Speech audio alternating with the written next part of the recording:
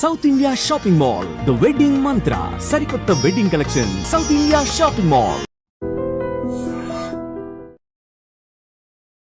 ఇప్పుడు మనతో పాటు ఆయుర్వేదిక్ డాక్టర్ చెలిమిల శ్రీనివాసరావు గారు ఉన్నారు. సార్ని అడిగి మన మోకాల నొప్పులు నయం అవ్వడానికి, న్యాచురల్ గా ఎటువంటి సైడ్ ఎఫెక్ట్స్ లేకుండా నయం అవ్వడానికి చాలా చాలా ఇంపార్టెంట్ చిట్కాలు చెప్పబోతున్నారు. సార్ని అడిగి తెలుసుకుందాం. నమస్తే సార్, ఎలా ఉన్నారు సార్? సార్, నేను అన్నట్టుగానే చాలా ఇంపార్టెంట్ చిట్కాలు మీరు కొత్త చెప్తున్నారు. సో ఈ మోకాల నొప్పులు తగ్గడానికి చాలా మందికి ఈ మధ్య చిన్న పిల్లలకు కూడా వస్తున్నాయి. ఒక 2 floors ఎక్కగానే అమ్మ నా మోకాల నొప్పి వస్తుంది అంటారు. కాళ్ళు నొప్పి కాదు, మోకాల నొప్పి వస్తుంది అంటారు. సో మరి అసలు ఎందుకు వస్తుంది? దాన్ని ఒకవేళ తగ్గించుకోవాలంటే నేచురల్ గా చిట్కాలు ఏం చెప్తారు? అంటే మీరు చూస్తే మోకాల నొప్పులు అనేవి 2 రకాలు ఉంటుంది. ఒకటి అంటే ఏజ్డ్ వల్ల వచ్చింది. ఒక ఏజ్ అయిపోయిన తర్వాత ఎముకలు అరుగుతాయి కాబట్టి ఉండాల్సిన గుజ్జు తగ్గిపోయి అరుగుతుంది. ఇంకోటి రుమటాయిడ్ ఆర్థరైటిస్, అది ఏజ్ తో సంబంధం లేకుండా బ్లడ్ లోనే యాంటీజెన్స్ అంటే సొంత బ్లడ్ సెల్సే జాయింట్స్ డ్యామేజ్ చేస్తుంది. ఇవి కాకుండా ఇప్పుడు క్లినికల్స్ లో చూస్తుంది ఏంటంటే, నార్మల్ గా ఎవరికి అంటే ఆర్థరైటిస్ అసలు లేకపోయినా కొంచెం దూరం నడిచేసరికి నాతో అవ్వట్లేదు, నాకు మోకాలు నొప్పులు అంటారు. అంటే ఎందుకంటే మనం తీసుకునే ఫుడ్ అలాంటివి ఉన్నాయి. అంటే శరీరానికి కావాల్సిన పోషకాహారాలు ఉన్న ఫుడ్ తీసుకోకపోవడము, ల్యాక్ ఆఫ్ ఎక్సర్సైజ్ కూడా. మీరు చిన్నపిల్లలు అని చెప్పారు, నిజంగానే వాళ్ళకి ఎక్సర్సైజ్ అనేది తగ్గిపోయినప్పుడు ఏ చిన్న యాక్టివిటీ చేసినా చాలా నీరసము, నొప్పులు అంటారు.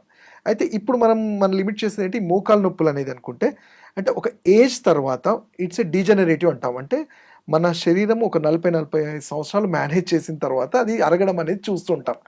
అయితే ఒక 60-70 years వాళ్ళలో అరిగితే అది కామన్ అంటాం. బట్ 40-45 yearsలోనే అరుగుతుంది అంటే ఎక్కడో మన నెగ్లిజెన్సీ ఉంది. అంటే ఐదర్ ఓవర్ స్ట్రెచ్ అంటాం. చూస్తే చాలా మంది ఎక్కువసేపు నిలబడ్డము, మెట్లు ఎక్కడం దిగలాలు, అలానే ఒబేసిటీ, అధిక బరువు ఉండడము, ఆ అధిక బరువును కంట్రోల్ చేయలేకపోవటము, ఇవన్నీ కూడా కారణాలుగా చూస్తుంటాం.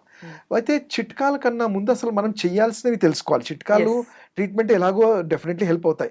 ఫస్ట్ మనకు తెలియాల్సింది ఏంటంటే, అసలు అనొచ్చు అంటే మోకాలు నొప్పులు రాగానే మనము ఏం చేయాలి అంటే, మనకు చాలా హింట్స్ తెలుసుకోవడం ఎలా అనేది ఫస్ట్ మనం చేసే రోజువారీ యాక్టివిటీస్లో ఇబ్బంది అనిపించినప్పుడే మనం అర్థం చేసుకోవాలి. ఎందుకంటే ఇప్పుడు ఇక్కడ నుంచి కొంచెం దూరం నడవలసి వెళ్ళాలి అంటే, అబ్బా నాతో అవ్వట్లేదు, పెయిన్ లాగా ఉంది, లేస్తున్నప్పుడు సౌండ్స్ లాంటివి వస్తున్నాయి మోకాల్లో, చాలా ఇబ్బందిగా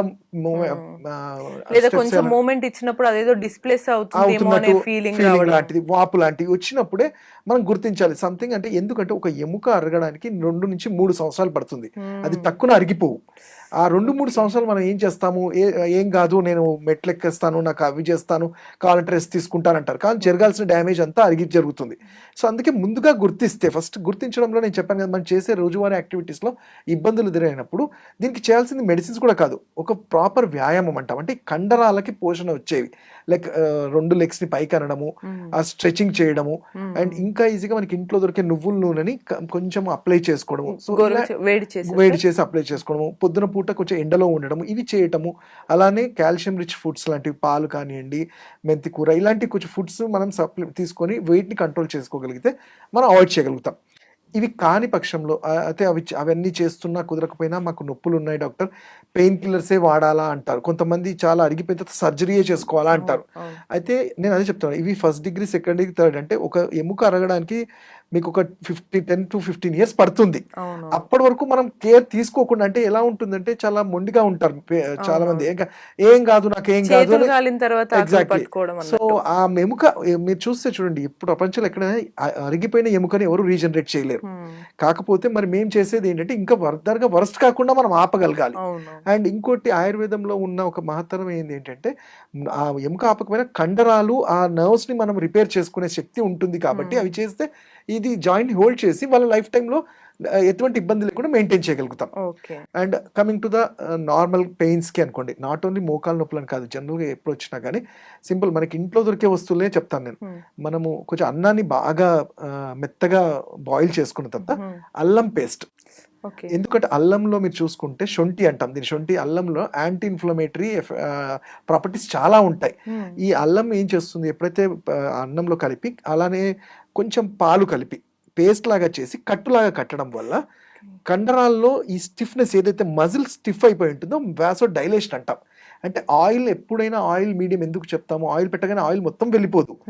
ఈ ఎక్కడైతే ఈ మజిల్స్ లో ఉండే స్టిఫ్నెస్ తగ్గించి ఎలాస్టిసిటీ పెంచుతుంది. సో రక్త ప్రసరణ ఫ్రీ అవుతుంది. అండ్ నేను చెప్పినట్టు ఈ బాగా మెత్తగా చేసిన అన్నంలో అల్లం గోరువెచ్చగా ఉన్నప్పుడే ఓన్లీ అల్లం వెల్లుల్లి కాదు, ఓన్లీ అల్లం పేస్ట్ మాత్రమే.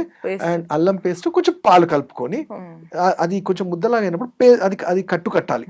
కట్టడం వల్ల ఏంటంటే ఎముక అరగటం అంటే ఆ కండరాలకు కావాల్సిన పోషణ దొరుకుతుంది. ఇంకొన్నిసార్లు ఇన్స్టాంట్ గా ఇన్ఫ్లమేషన్ తగ్గాలంటే వాపు వచ్చేసరికి భయపడిపోతారు. అవును. సో అలాంటి వాళ్ళకి ఏం చెప్తామంటే మనకి మార్కెట్లో కొట్టం చుక్కాది అంటాం. అంటే అది మనం చింతాకు నుంచి చేసిన పేస్ట్, మునగాకు నుంచి చేసిన పేస్ట్ కానీ పౌడర్ని కానీ దొరుకుతాయి, లేదంటే మనమైనా చేసుకోవచ్చు. ఈ చింతాకు ఆకు నుంచి దాన్ని డ్రై చేసి ఆ పౌడర్ని, అలానే మునగాకు పౌడర్ని కూడా మహానారాయణ తైలం అని దొరుకుతుంది, వీటిలో కలిపి అప్లై చేయటం వల్ల ఇన్ఫ్లమేషన్ని కూడా తగ్గిస్తుంది అండ్ కొంతవరకు పెయిన్ రిలీఫ్ లాగా కూడా పనిచేస్తుంది. సూపర్. అండ్ ఇంటర్నల్ గా అంటే ఇవి ఎక్స్టర్నల్ గా పెయిన్ కిల్లర్స్ కన్నా ఇవి చాలా మంచిగా ఉంటాయి. అండ్ మేము ఎప్పుడైనా చెప్పేది అంటే ఆయిల్ ఎక్కువ సైడ్ ఎఫెక్ట్స్ కూడా ఉండవు. మరి ఇంటర్నల్ గా కూడా ఈ వాపు ఇవి తగ్గాలి అన్నప్పుడు ఆవు నెయ్యి అనేది చాలా శ్రేష్టం. దాన్ని ఆయుర్వేదంలో వాతము పైత్యము రెండూ తగ్గుతాయి. ఈ ఆవు నెయ్యి తీసుకోవడం వల్ల మెజల్స్ లో ఏవైతే ఉంటుందో ఆ సాఫ్ట్నెస్ పెరుగుతుంది, సర్క్యులేషన్ ఇంప్రూవ్ అవుతుంది.